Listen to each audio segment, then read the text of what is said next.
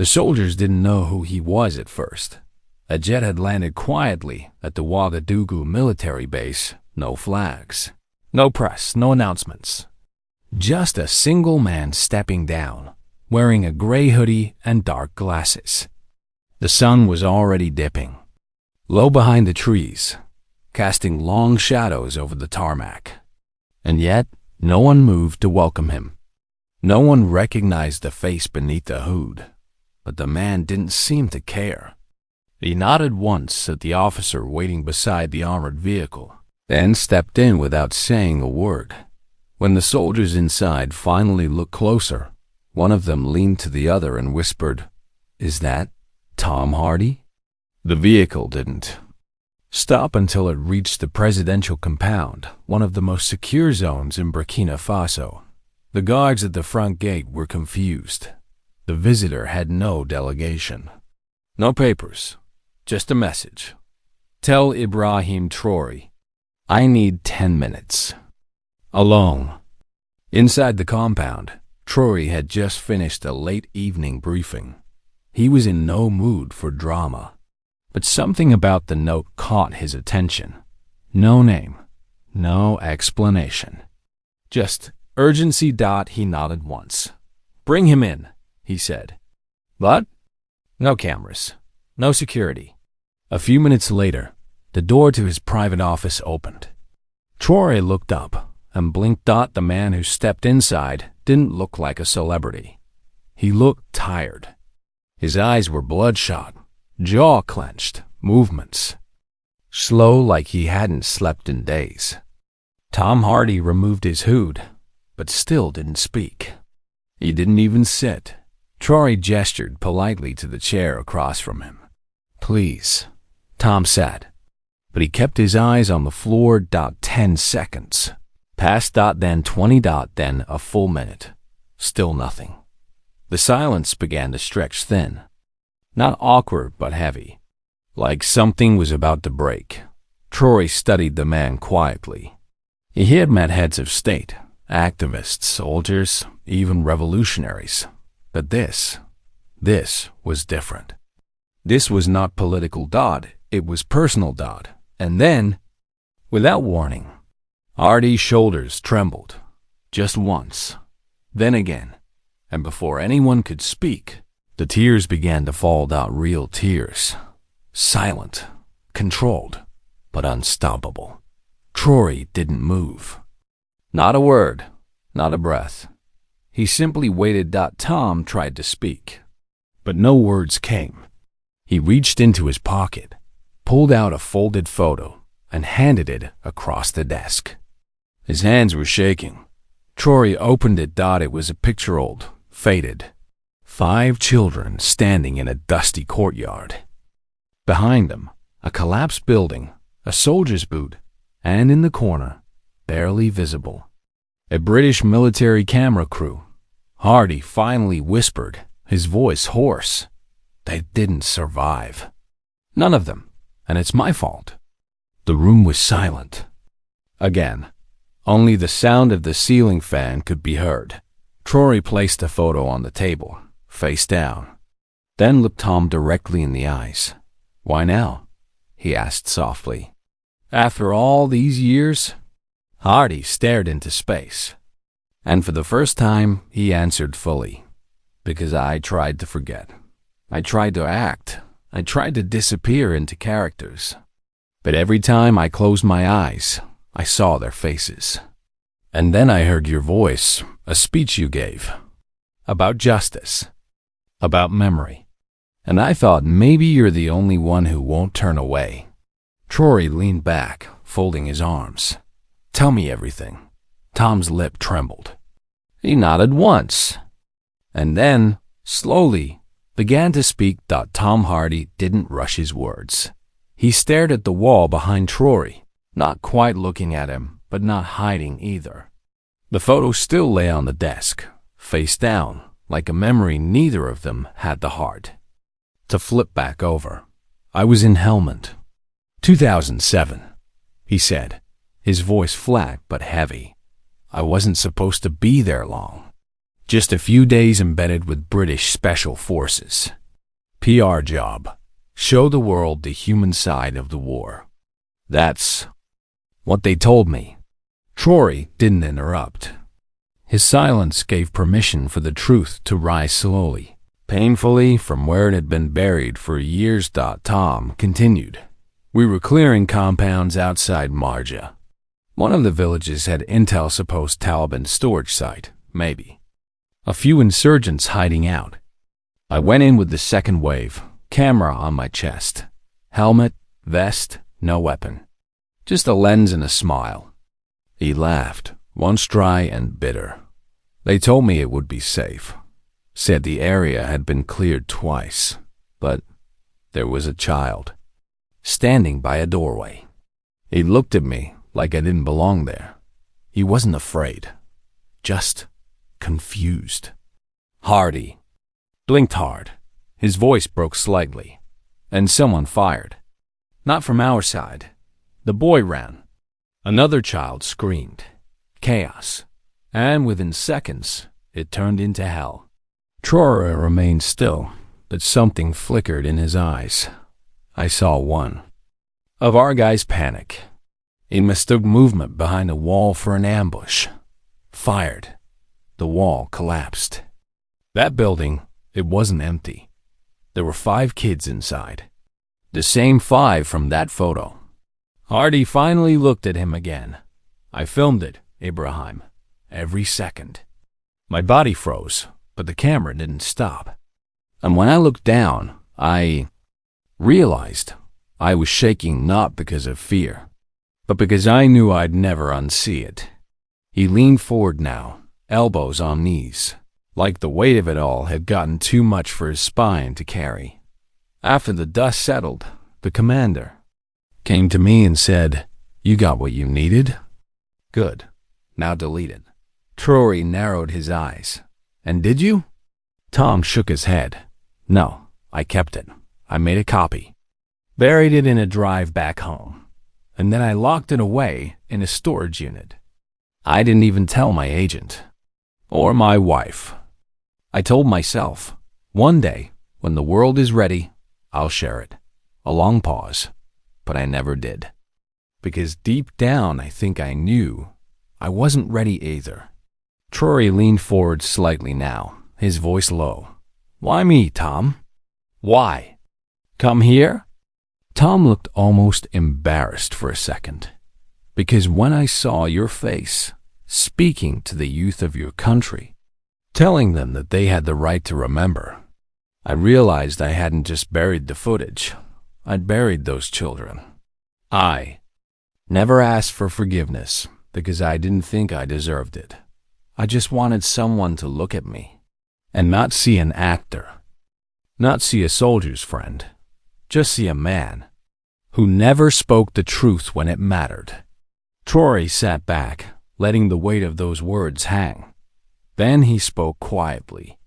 "In my village, when a child dies, we bury them with a whisper knot. Because we forget them, but because we want their names to live softly through the wind. But you buried 5 names in silence. And silence is not soft, Tom. It is heavy." Hardy didn't respond. He just nodded. "Tra or E acute stood up slowly. "There's a place I want to take you," he said. Hardy blinked. "Now?" Traoré smiled faintly. "Now. Within 10 minutes, they were driving out of the compound. No sirens, no escort. Just 2 men in an old Jeep. Outside the capital, the sun had fully set. The road turned from asphalt to dust, from dust to gravel. And finally, after nearly 40 minutes of silence, they stopped. It was a small clearing. No buildings. No graves. Just tall trees and stars above. Traoré stepped out first. "This," he said, "is where I come when I carry more than I can hold." Tom looked around, unsure. "Why bring me here?" Traoré looked at him and said, softly, "Because sometimes, when you can't speak to the world, you speak to the earth." Then, without another word, He pulled out a small cloth bundle from the glove compartment. Inside it, 5 small white stones. Hardy stared, speechless. What are these? He whispered. Traoré or Acute handed them to him gently. Names, but you will decide what to call them. Tom Hardy stood still in the moonlit clearing, holding 5 smooth white stones in his hand. Each stone felt heavier than it should have, like they weren't just made of earth, but of memories, names, and silence he had carried for far too long. Traoré stood beside him, calm and grounded, like the wind didn't touch him. He didn't rush. He let Tom stand there, let the weight of the moment stretch and settle into his chest. Finally, Traoré spoke. In our culture, when someone cannot bury their grief, they are said to be carrying invisible bones. They weigh down, though. So, but no one sees them. You've been carrying 5 for 17 years. Tom looked down. What am I supposed to do with these? Traoré stepped forward and pointed to the earth before them. A small circle of stones, placed with care and age, sat under an acacia tree. It looked like it had been visited many times, but never disturbed. This place, Traoré said, is not a grave. It's not a temple. It's a listening ground. You speak here, and no one interrupts. Tom looked confused. Speak to who? Traoré didn't answer. He simply knelt down and placed his hand on the ground. I bring my regrets here, my questions, sometimes even my anger. Then he looked up at Tom, his eyes soft but unwavering. Tonight. You bring them. Tom hesitated. His throat tightened. He stared at the stones in his hand. Then, with trembling fingers, he knelt beside Traoré and placed the first white stone gently onto the earth. I don't know your name, he said quietly, but you were wearing red. I remember that. You were standing in the doorway. You didn't run. You just watched me. I should have known. I should have told them to wait. He placed the second stone. You were the one screaming. Your voice was the last sound before the building fell. I can still hear it. Every night. I'm sorry no one ever came back for you. One by one, he laid them down. For the boy hiding under the table. For the 2 holding hands. And finally, he placed the 5th stone. I saw you in the rubble. Your eyes were open. I told myself maybe you were still breathing. I told myself I didn't need to check. That someone else would. But I should have stayed. His voice broke on the last word. The stones were quiet. But the wind picked up, just slightly sweeping through the grass around them like a soft breath. For a long time, Tom didn't move. Then Traoré reached into his pocket and pulled out a small cup of ash dark, fine, and sacred. This is from the oldest fire in my village, he said. It has burned for years, passed down. It holds the memory of every loss, every lesson. He offered the ash to Tom. Place a pinch over each stone, and speak one word for each, not a name, a truth. Tom nodded slowly. He placed ash over the first. Fear. Second, neglect. Third, blindness. Fourth, silence. Fifth, shame. Traoré placed his hand on Tom's shoulder and said, softly, now bury them. Tom looked up, startled. What? Not with soil, with breath. Traoré closed his eyes and exhaled slowly. A breath like a whisper. Then looked at Tom. Tom mirrored him. One slow breath. Into the air above the stones. Then another. Then a third dot. The moment held dot. And then something shifted. Tom leaned back, wiping his face, suddenly realizing how tightly he had been gripping his own knees. For the first time in years, the weight in his chest loosened. I don't know what this is, he whispered, but it feels like the closest thing to peace I've ever touched. Traoré smiled faintly. You didn't touch peace. You spoke to pain, and it listened. They sat in silence for several minutes. Then Traoré said, There's one more thing. He stood up and walked back to the jeep, returning with a small hand-carved box. Inside was a flash drive, plain, unmarked. I took a risk coming here, Tom said. Why would I bring that footage with me? You didn't, Traoré replied, but I already have it. Tom's eyes widened. How? Your storage unit in London, Traoré said. The one with the fake name and fake rent history. Someone broke in 2 months ago, but they didn't steal anything. They copied. Left everything in place. Who? Tom asked, breath caught.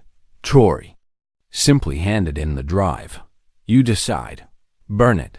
Show it. Or keep it buried. But don't say the world isn't ready. That's a lie we tell ourselves when we're afraid of our own voice. Tom stared at the small device, his fingers trembling. And what would you do? Traoré's answer came gently. I would speak. Because silence never protected the innocent. It only protected the guilty. The wind rustled through the acacia leaves. Tom held the flash drive tightly, then slipped it into his coat pocket. The stars above them blinked in quiet witness. The drive back to Ouagadougou was silent. Tom sat in the passenger seat, the flash drive still in his hand. He hadn't let go of it since Traoré gave it to him, like it might vanish if he blinked. The air in the jeep was warm, but inside Tom, something cold had begun to melt. Slowly, they reached the city just before dawn. The lights of the capital flickered to life as the sun pressed gently against the horizon. No press, no cameras, no convoy. Just 2 men stepping out of an old vehicle, carrying nothing visible, and yet both somehow looking heavier and lighter. At the same time, Traoré stopped at the front steps of the compound. He didn't ask for thanks, didn't ask for promises. He simply looked at Tom and said, Now you know what you came here for. Tom nodded, eyes tired but clear. And now? He asked. Traoré smiled. Now you decide what happens next. That was the last thing he said before he turned and walked back into the building, his silhouette swallowed by the amber. Always light. Tom didn't return to London. Not yet. He booked a quiet room at a guest house just outside the city. No Wi-Fi, no staff hovering. Just him, his notebook, and a laptop. For 2 full days, he said nothing to anyone. No calls, no statements, not even a whisper to his agent. And then he pressed record.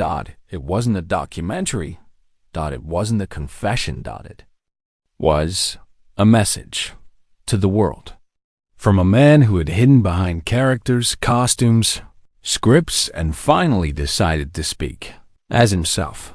His voice was calm, measured, but the weight in it was undeniable.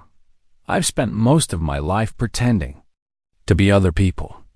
And the truth is, I was running from myself. He paused. In 2007, I witnessed something that changed me. Not because it was tragic, but because I did nothing. I watched 5 children die. I filmed it, and I buried that footage, just like I buried my shame. But shame doesn't die quietly. It lives in the silences between applause, in the dreams you wake up from and never talk about. He inhaled sharply. A few days ago, I sat in a forest with a man who didn't judge me. He listened, and he taught me something I never learned in any war zone or film set. He taught me how to let go without forgetting. He held up the flash drive to the camera. This is not a film. This is not entertainment. This is the truth. The screen faded to black. No title, no dramatic music. Just a single sentence, for those who were never named. The next morning, the video was leaked. No studio released it. No media outlet took credit. but it spread like fire across every continent. Within hours, millions had seen it. And buried in the video description was a download link to the original footage. Some praised him, some condemned him. Some governments scrambled to distance themselves, but no one could ignore it.